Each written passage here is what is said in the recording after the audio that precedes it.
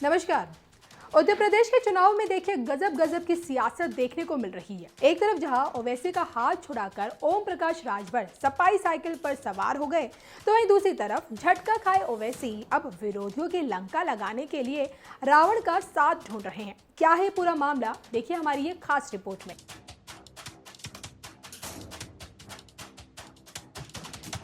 ओम प्रकाश राजभर एक ऐसे नेता हैं जो कब पलटी मार जाएं कुछ नहीं कहा जा सकता। जिस योगी के दम पर उन्हें मंत्री बनने का मौका मिला, जब उस योगी सरकार को राजभर धोखा दे सकते हैं, तो फिर उनके लिए देखिए ये ओवैसी कौन है। सियासी फायदे के लिए राजभर किसी को भी किनारे करने से नहीं चूकते, और इस बार तो उन्होंने ये काम ओवैसी के साथ किया है। जिस ओवैसी के साथ वो मज़ारों पर घूमते नजर आ रहे थे, उसी ओवैसी को झटका देकर राजभर अब अखिलेश यादव की साइकिल पर सवार होकर लखनऊ पहुंचने का जुगाड़ लगाने में लगे हैं। तो वहीं ओवैसी भी देखिए चुप नहीं बैठे हैं, वो भी राजभर के बेवफाई से मिले दर्द से उबरने की कोशिश में जुटे हुए। कहा तो ये भी जा रहा है कि वो अब चंद्रशेखर रावण और शिवपाल यादव के साथ की तलाश में लगे हुए हैं, जिससे विरोधियों की लंका में आग लगाई जा सके। और देखिए जिस तरह से अखिलेश ने ओवैसी राजभर की दोस्ती में फूट डालकर राजभर को अपने साथ मिला लिया, उसी तरह से अब ओवैसी भी अखिलेश के चाचा यानी कि शिवपाल को अपने साथ मिलाकर जबरदस्त पलटवार करने के जुगाड़ में लगे हुए हैं। बस किसी तरह से बात बन जाए, और जिसके लिए वो हाल ही में शिवपाल से उन्होंने मुलाकात भी की।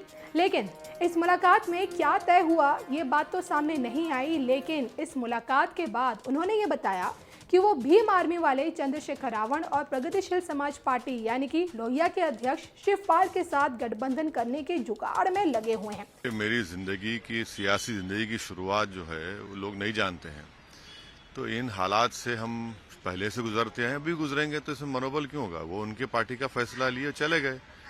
हम चुनाव जरूर लड़ेंगे, और हमारे अध्यक्ष ने ये बात का ऐलान कर दिया है कि हम 100 सीट पर इलेक्शन लड़ने की तैयारी कर रहे हैं, और इसी सिलसिले हम पूरे उत्तर प्रदेश में फिर रहे हैं, जनता से मुलाकात कर रहे हैं, जनसभाएं कर रहे हैं।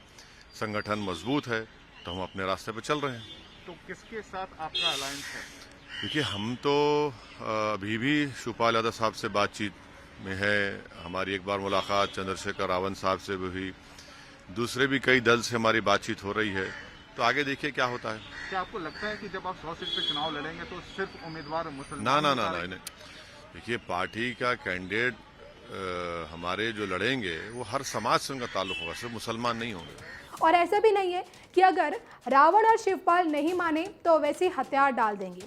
इसके बावजूद वो चुनाव लड़ने से देखिए पीछे नहीं हटेंगे, क्योंकि उन्होंने अगर 100 सीटों पर चुनाव लड़ने का ऐलान किया है तो वो चुनाव लड़कर ही रहेंगे।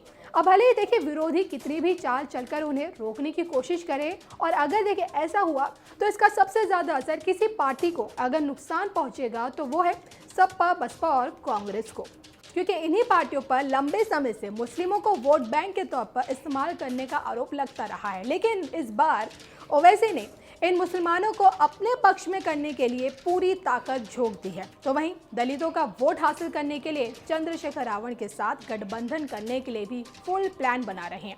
अब ऐसे में अगर सपाई मुखिया अखिलेश यादव ये सोच रहे हैं कि राजभर ओवैसी की दोस्ती में फूट डालकर ओवैसी को रोक लेंगे, तो ओवैसी के इरादे देखकर लगता नहीं है कि ऐसा कुछ होने वाला है। फिलहाल देखिए इस पूरे मामले में आपका क्या कहना है, क्या ओवैसी विरोधियों के पसीने छुड़ा पाएंगे? आपकी क्या राय है, कमेंट करके जरूर बताइएगा।